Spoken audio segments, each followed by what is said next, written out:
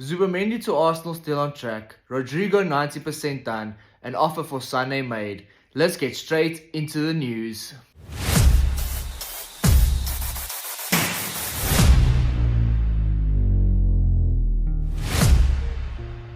How's it going, guys, and welcome back to Punch Drunk Arsenal, your home to all the latest Arsenal news and transfer updates. We've actually seen over the last 24 hours quite a few Arsenal stories, quite a few rumors coming from the press. Actually, so much that I've had to create a little cheat sheet just so that I can remember everything, because there's no way I'll be able to remember everything off the top of my head. So, as I mentioned in the intro, we've got some Martin Zubimendi news coming to you guys. There was a report out of Spain last night that scared quite a few Gunners, thinking that Real Madrid might be coming in with a late hijack for Zubimendi. We've got some Rodrygo news, not from the most prolific source in the world. It's a Real Madrid account. However, it's quite positive news, and it does point towards Arsenal actually making a concrete move for Rodrygo. We've got an update regarding Leroy Sané. We saw the news regarding Sané yesterday that Arsenal apparently have made a formal approach for him. We've got some news actually corroborating those earlier reports that came out of Turkey. We've got a few reports on outgoings. Obviously, Kieran Tierney has now officially rejoined Celtic. We've got some Zinchenko to AC Milan news. And then we also have some interesting reports, little ones out of the blue. Marc Guehi apparently is a target for the Gunners this summer. We know we do want to add defensive reinforcements. For me personally, I'm just a little bit skeptical on the Marc Guehi news, but we'll get into that later. Anyway, as I mentioned, let's kick it off with the main story of the hour, and that's Martin Zubimendi. There was a report that came out of Spain, I believe it was late last night. Was it Jose Felix that claimed that Real Madrid have actually contacted Martin Zubimendi, asked him what the situation is regarding his move to Arsenal, with the player reportedly telling the reporter that the move is still very much up in the air. Nothing has been sealed yet. Martin Zubimendi would be open to moving to Real Madrid if they actually came in with an offer for him. Arguably the worst kept secret in football over the last couple of months is Zubimendi moving to Arsenal. We've gotten a couple of we goes from Fabrizio Romano, David Ornstein, Sami Mokbal over the last couple of months. And that news was pretty much confirmed once again this morning by David Ornstein, one of the GOATs, the greats when it comes to transfer news. And he said, as far as his knowledge is concerned, all documentation has been sent between the parties for the Arsenal move for Martin Zubimendi, and that it is very unlikely that anything will change that at this moment in time. So we can all still expect Martin Zubimendi to complete his £50 million move to the Gunners this summer, a player the Gunners have been checking for quite some time, and a player that's really been making the headlines, especially over the last week. His performance in the UEFA Nations League final has caught the eyes of quite a few casual fans, some people that didn't really know about him. Now actually see what a good player he is. He's going to elevate Arsenal's midfield to another level. He likes to play those progressive passes forward. He's obviously going to allow Declan Rice also to situate in that 8 and really cement his place as an 8. But Martin Zubimendi can also drift. He can play in a multitude of positions in the midfield. He can also play as an 8. We see him quite often move forward. He likes to get involved in the play, likes to get involved in the action. But he can also drop deep. There was many times during his days at Sociedad where you would actually see him drop in between the two defenders, the two centre backs, and play more as a defensive, more in a defensive role. So he's very much a player that can play all over the pitch. And as I mentioned before, his progressive passes really are going to help unlock the Gunners' attack even more so next season. It also allows someone like Martin Odegaard a little bit more freedom to actually express himself. So for both our more attacking midfield options, the incoming deal for Martin Zubimendi is going to be a really positive one. So with everything said, despite the reports coming out of Spain last night, rest assured, Gunners, Martin Zubimendi will be a Gunner come the start of this season. Next up, the signing we all want as Arsenal fans. I'm pretty sure we all want to see this happen, and that is the Real Madrid winner Rodrygo moving to the Emirates this season. There's been talks, a lot of reports have been coming out that the Gunners have been in talks with Rodrygo. I believe it was the Athletics Mario Cortegana. Let me just see, guys. Mario Cortegana, the Real Madrid correspondent for the Athletic, he reported that the Gunners have held talks with Rodrygo, and that is very positive. That's a very positive sign once again. The Gunners really do like Rodrygo. Apparently, Mikel Arteta would give him an important role in the team, which is expected. It's not really news when you're going to be paying 70 million plus for a player. You do expect him to be one of your star performers. However, in the last couple of hours, we saw, I believe it's, what is his name? Kiko Suarez. He's a Real Madrid account on X. According to him, he believes that the Rodrygo deal to leave Real Madrid is pretty much 90% done, with Arsenal favourites to land him. Now, as I mentioned, he's not the most prolific account on X. I believe he's got less than 10,000 followers. Obviously a Real Madrid fan.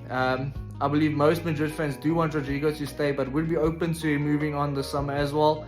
And according to him, Arsenal as well as another Premier League club are very interested in him. Possibly going to be Liverpool or Chelsea, because they've had links before.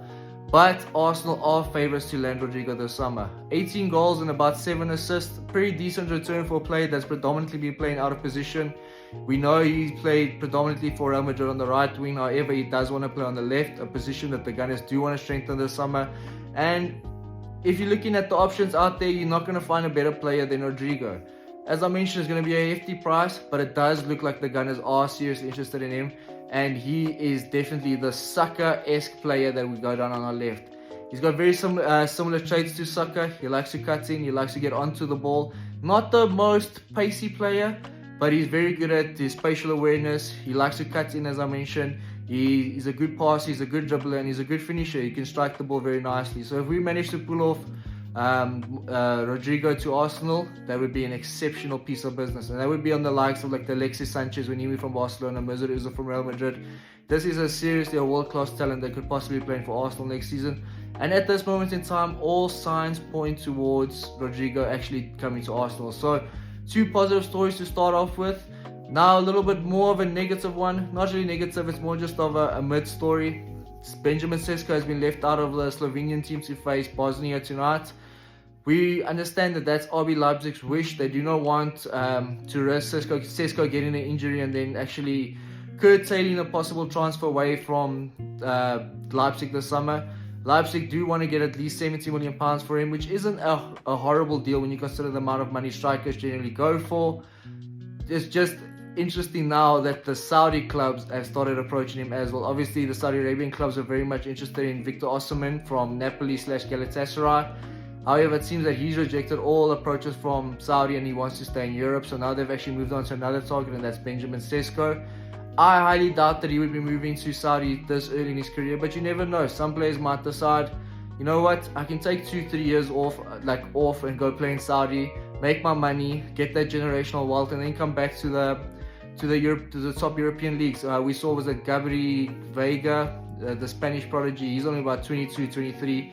He had a lot of interest from Premier League clubs a couple of seasons ago, decided to make the move to Saudi, and now this season he's back at Porto. So there's definitely that option to consider, that the Saudi clubs might actually land Sesko.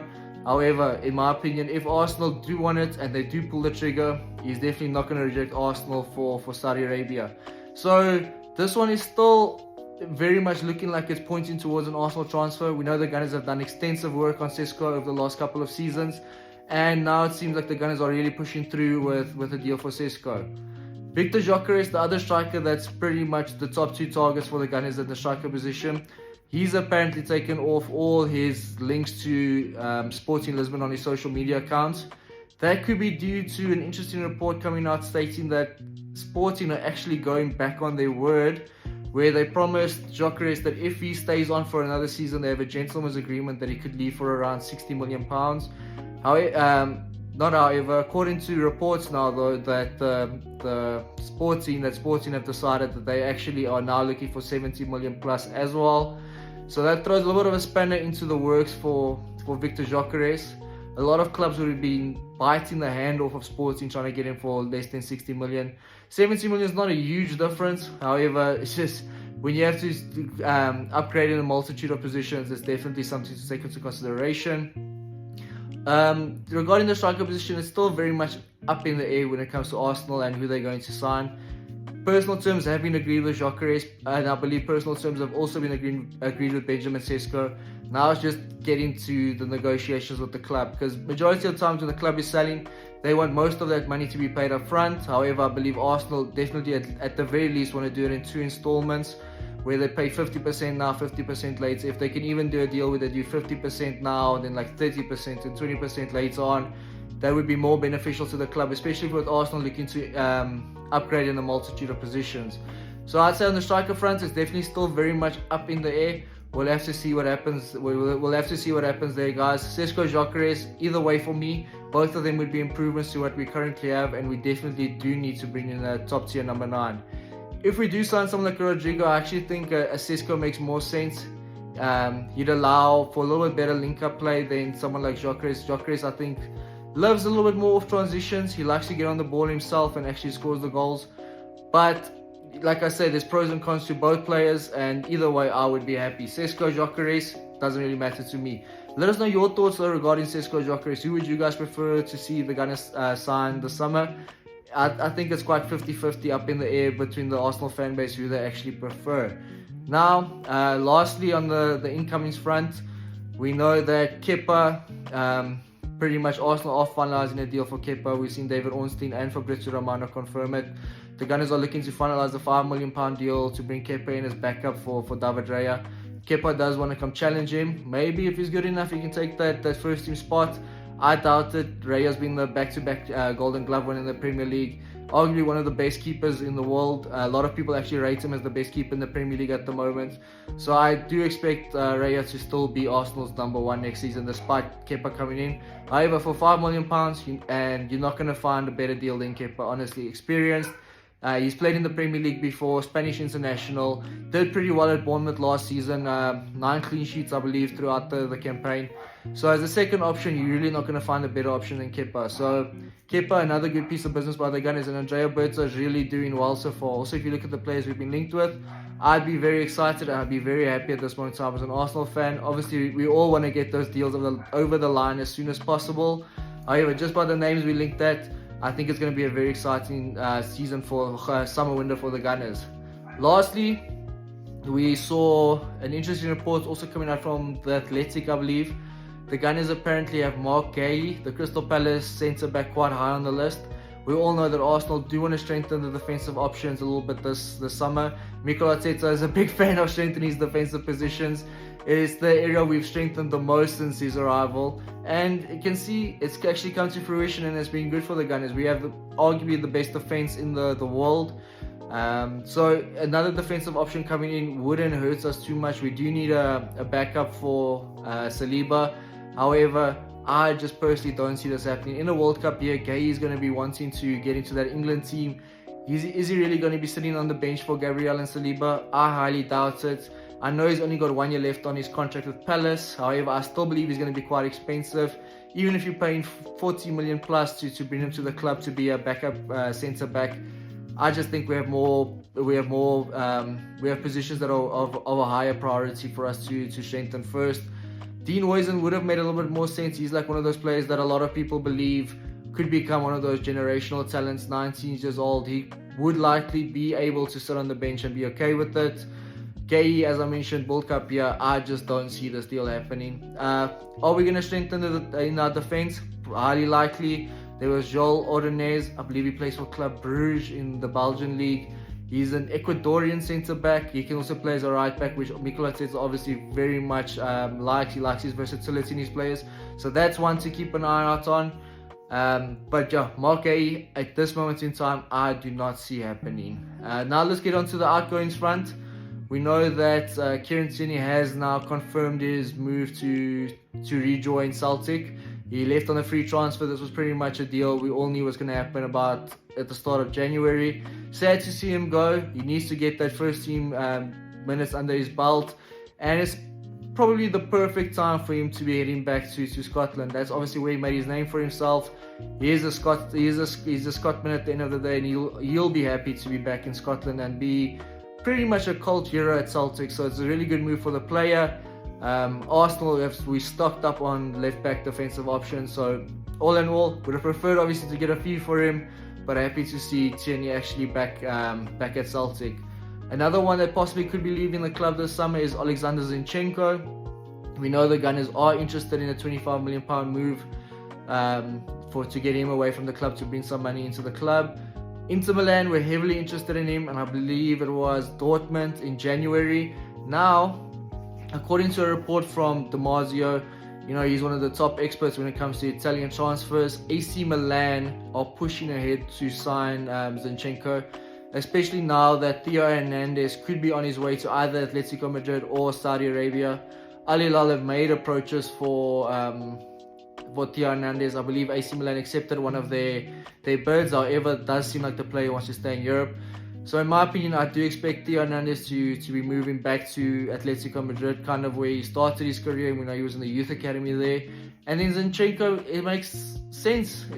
It's pretty much not a like for like. I think Theo Hernandez is a better player than Zinchenko, but they play similar styles. Zinchenko is very much an attacking fullback.